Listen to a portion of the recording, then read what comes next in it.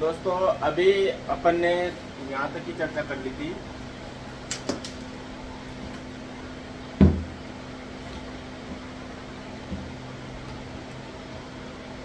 अब दूसरा क्वेश्चन आ रहा है भाई, अब आपको कैमरे में दिख रहा हो, देख लेना। निम्न में से किसने अकबर के शासन के दौरान खालसा एवं जागीर भूमि को एक दूसरे से अलग किया था? तो डायरेक्ट आंसर किया था मलिक उल एतमाद खां। ये क्वेश्चन आंसर मलिक उल एतमाद खां, ये याद रखना। ये अदर एग्जाम्स में भी आ सकता है और आता है। इसके अलावा क्वेश्चन नंबर 46वां सवाल है, मनसबदारी व्यवस्था के बारे में कौन सा कथन सत्य है, सही है? नंबर ए है, मनसब व्यवस्था मुगल प्रशासनिक व्यवस्था का एक सैनिक नौकरशाही तंत्र था।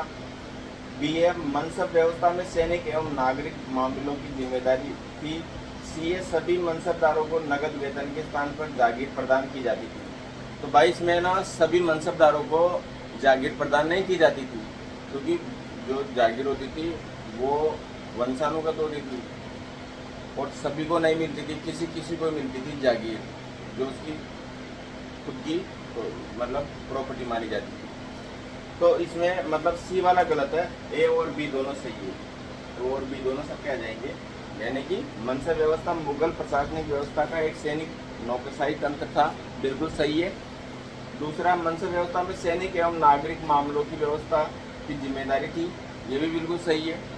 और सी गलत है, सभी मनसबदारों को नगद वेतन के स्थान पर जागीर प्रदान की जाती थी, ऐसा नहीं था, ऐसा बिल्कुल नहीं था। तो इसमें आंसर आ जाएगा ए और बी, ए और बी आंसर आ जाएगा।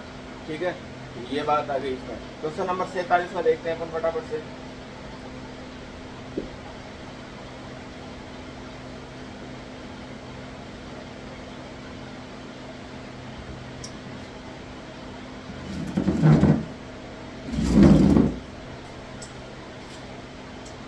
क्वेश्चन नंबर 47 हुआ है और इसमें दे रखा भाई, ये मुझे भी देखो, मैंने भी इसको गोला लगा रखा है, ये देख सकते हो आप, मैंने इसको गोला लगा रखा है। गोला लगाने का एक रीज़न था, क्योंकि भाई ये क्वेश्चन समझ से बाहर था और ये बहुत टफ है। क्योंकि निम्न में से जमींदारों के लिए पूर्व में प्रमुख क्षेत्रीय शब्दावलियों का कौन सा युग्म सम्मिलित नहीं है? तो इसमें बहुत सारे नाबूद राजस्थान, खुद तथा मुकद्दम, दोआब, सतराई और 20वीं अवध, बंद गुजरात, इस तरीके से है। तो ये मैंने देखा नहीं, मैं इसका अनुसंधान कर रहा हूँ और मैं से जैसे आंसर मिलेगा मैं इसका आंसर दे दूंगा। तो क्वेश्चन नंबर आगे वाले करते हैं, 50 वाले, 48 वाले, 48 पे चलते हैं। इसमें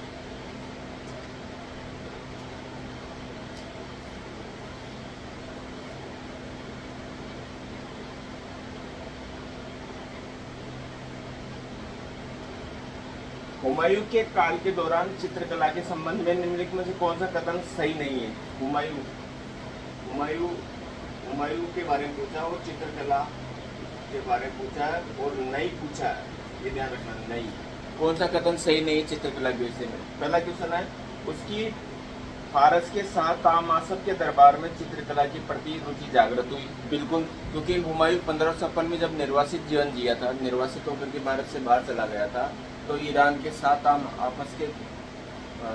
ताहमासप के दरबार में रहा था और वहीं पर उसकी चित्रकला की जागीरदारी चित्रकला में रुचि उत्पन्न हुई थी। दूसरा है, मीर सैयद अली और ख्वाजा अब्बू समद भारत लौटते समय उसके दल में शामिल हुए। बिल्कुल, मीर सैयद अली और ख्वाजा अब्बू समद है ना, भारत लौटते समय इसके दल में सम्मिलित हुए थे, आए थे। मीर सैयद अली की किताबें बाकायदा उन्होंने चित्र बनाए थे, दसवंत बसवंत वगैरह बहुत सारे चित्रकार मिलेंगे आपको।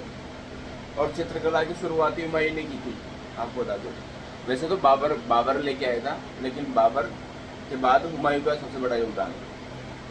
चौथा है, तैमूर के घराने का राजकुमार का चित्र दिल्ली के पुराने किले में उसके महल की दीवार पर बनाया गया है। तो तैमूर लंग 1398 में भारत पर आक्रमण में किया था। तो तैमूर के घराने का राजकुमार का चित्र दिल्ली के पुराने किले में उसके महल की दीवार पर बनाया गया है। तो ऐसा नहीं है, ये क्वेश्चन सही नहीं है। तो इसमें केवल दो ही सही है। एक तो यह है, फारस के शाह ताहमासप के दरबार में चित्रकला के प्रति रुचि जागृत हुई, नंबर यानी 1 सही है। दूसरा, मीर सैयद अली जो मीर सैयद अली है, सैयद अली, और दूसरा था Khwaja Abdu Samad, Khwaja Abdu Samad.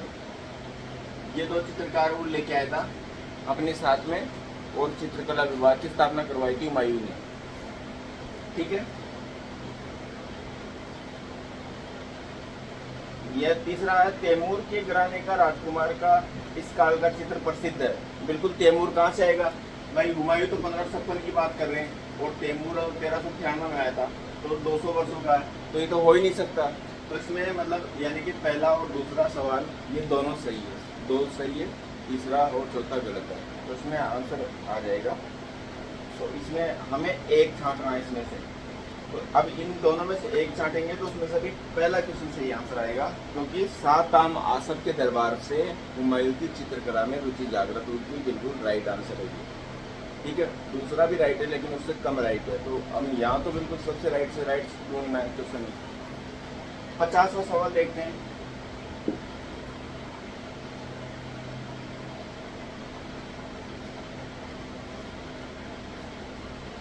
Question देखते हैं। 50वां है कि मुनिस अल अरवाह, ये मुनिस अल अरवाह, ये रचना किसकी थी ये पूछा है। मुनिस अल अरवाह रचना किसकी थी ये पूछा था, तो उसमें इसका आंसर है जहां आरा बेगम, जहां आरा। ये औरंगजेब की बहन थी। रोशन आरा, आलम आरा और जहां आरा, ये 3 बहनें थी, मतलब औरंगजेब के 4 भाई थे, ये 7 बहन भाई थे। ठीक है, तो ये जहां आरा की पुस्तक है मुनिस अल अरवाह। ठीक है, ये नहीं भूल पाओगे, और एक बार आप पेपर देखोगे तो बिल्कुल आ जाएगा, टच में मेरे साथ देखना, बिल्कुल नहीं भूल पाओगे कभी भी, बुलाने से भी नहीं भूल पाओगे। अगर जिसको कॉलेज व्याख्याता बनना है या आरएस बनना, आरएस का लेवल भी इसी का आएगा। आप कोई सोच रहा हो कि यार मैं तो आरएस की तैयारी कर रहा हूँ, इसको क्यों पढ़ूँ, तो भाई जो हिस्ट्री का जो बैकग्राउंड का जो पेपर आता है, तो वो ऐसा झकझोर देने वाला क्वेश्चन आता है कि हिस्ट्री के पीएचडी होल्डर वाले को भी एक बार दिमाग लगाना पड़ता है कि क्वेश्चन कहाँ से दिया और कैसे दिया। इससे बड़े बड़े प्रोफेसर जो असिस्टेंट प्रोफेसर होते हैं वो देते हैं, पेपर सेटर होते हैं।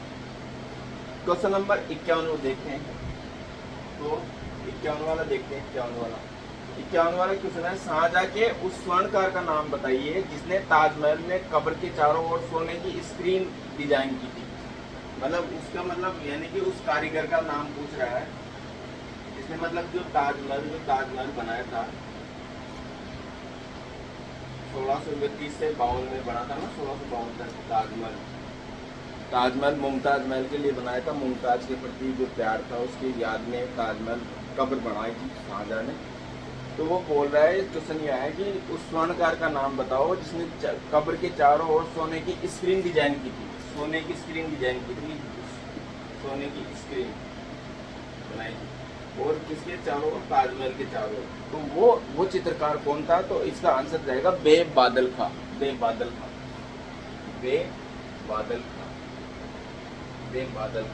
ये था।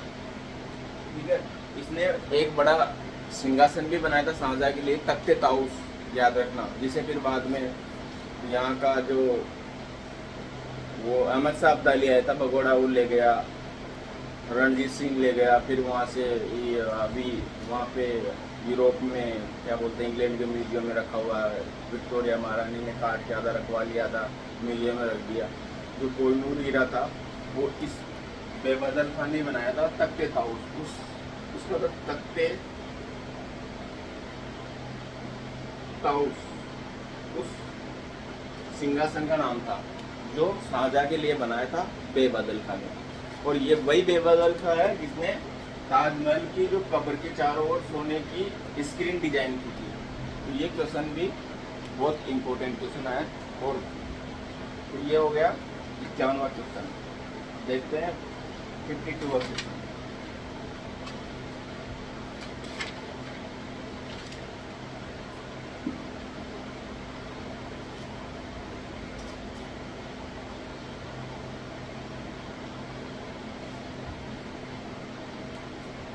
ये 52वां क्वेश्चन है। इसमें है मध्यकाल में बेरामी संभाप, ये देखो बेरामी, बेरामी संभाप, सीरी, सीरी बाप, सीरी बाप, कट्टान और रूमी, कट्टान रूमी, कट्टान रूमी। ये शब्द किन के लिए प्रयोग किया गया था मध्यकाल के लिए? तो भाई इसका सीधा सा आंसर है ये है वस्त्र आभूषण के लिए, वस्त्र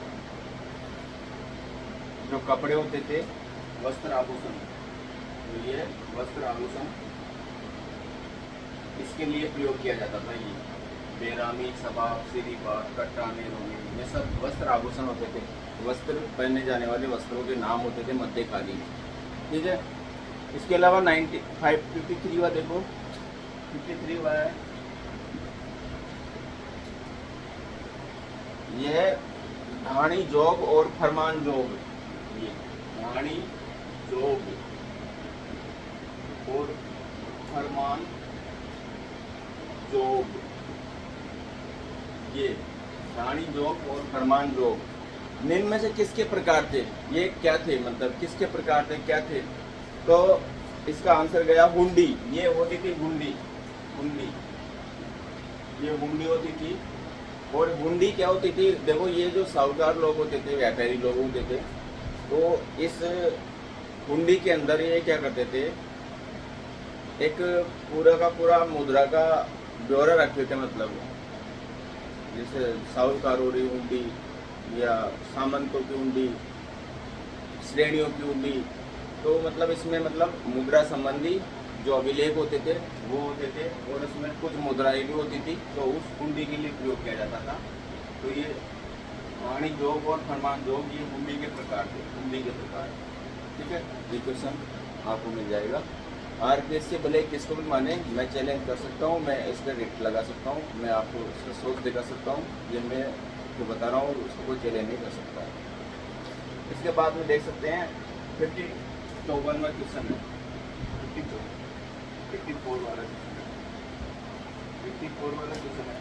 इसमें क्वेश्चन आया है कि मुगल काल में राज्य टकसाल शुल्क को क्या कहा जाता था? जो राज्य टकसाल शुल्क होता था, टकसाल शुल्क, देखो भाई टकसाल होता है जहाँ सिक्के डलते थे ना, जिस जगह पे सिक्के की ढलाई होती थी उसे टकसाल कहा जाता था। और टकसाल पर जो शुल्क लगता था उसे क्या कहा जाता था? तो ये क्वेश्चन आया है, तो इसका सीधा सा का आंसर है महसूल ए दारुल जरब। ये है महसूल, महसूल ए दारुल, ए दारुल, महसूल ए दारुल जरब। ये कहा जाता था मध्यकाल में, मतलब जो टकसाल पे जो टैक्स लगाया जाता था उस टैक्स का नाम था महसूल ए दारुल जरब। ठीक है, यहाँ तक का कंसेप्ट क्लियर। भाई थोड़ा स्पीड से चलना पड़ेगा क्योंकि हमारे पास मीटर बहुत ज़्यादा है, और स्पीड से चलना ही पड़ेगा क्योंकि कंपटीशन आप देखो कि एक पोस्ट के लिए 16-16 लाख आदमी बैठते हैं, तो उस हिसाब से आपको तैयारी करनी पड़ेगी। मेरी तरफ से तो आप धीरे पढ़ो या तेज पढ़ो, लेकिन मेरा जो पढ़ाने का जो तरीका है वो बहुत फास्ट रहेगा। अब देखो तो आप आगे देखिए 55 का क्वेश्चन है, 55 का ज़्यादा नहीं करेंगे अब क्योंकि ज़्यादा बड़ा वीडियो हो जाएगा। 14 मिनट का वीडियो हो गया, 14 मिनट 20 मिनट का वीडियो हो गया। निम्नलिखित में से वह कौन सा दक्कन ब्राह्मण नहीं है जिसके पास शिवाजी ने आगरा जेल से भागते समय अपने पुत्र संभाजी को मथुरा में छोड़ा था? ये देखो क्वेश्चन ये है, निम्न में से वो कौन सा दक्कनी ब्राह्मण नहीं है जिसके पास शिवाजी ने आगरा जेल से भागते समय अपने पुत्र संभाजी को मथुरा में छोड़ा था? वो ब्राह्मण नहीं था, ऐसा वो कौन नहीं था जिसने शिवाजी आगरा जेल से भागते समय उसके पास नहीं छोड़ा था? तो वो था निराजी, निराजी। इसका आंसर आएगा निराजी, निराजी, निराजी आंसर है इसका। बिल्कुल देख लेना मध्यकालीन भारत में। ठीक है, मराठों का इतिहास के अंदर मिल जाएगा। 56वां क्वेश्चन देख लो आप। निम्नलिखित में से दो विशिष्ट जातियां मुगल काल के दौरान नमक और सोरा उत्पादन करती थी? नमक और सोरा, नमक और सोरा, ये दो उत्पादन होता था मध्यकाल में। इसका उत्पादन होता था और ये उत्पादन होता था बारूद बनाने के लिए। इसके लिए होता था बारूद बनाने के लिए। तो ये नमक और सोरा बनाने वाले की स्पेशल जातियाँ होती थी और वो होती थी नूनिया और मलंगी जाति। नूनिया और मलंगी, नूनिया और मलंगी, मलंगी ये जातियाँ होती थी जो नमक और सोरा का उत्पादन करती थी। और आपको बताओ तो बताया, गांधी जी को मलंग बाबा बोलते थे। हाँ, गांधी जी का नाम है उधर सिंध में, मलंग बाबा के नाम से फेमस थे गांधी जी। तो अभी हमने 56 क्वेश्चन तक सोल्व करें। इसमें 150 क्वेश्चन है, टाइम लगेगा, थोड़ा सा रेस्ट करते हैं, इसके बाद में फिर देखेंगे। तब तक के लिए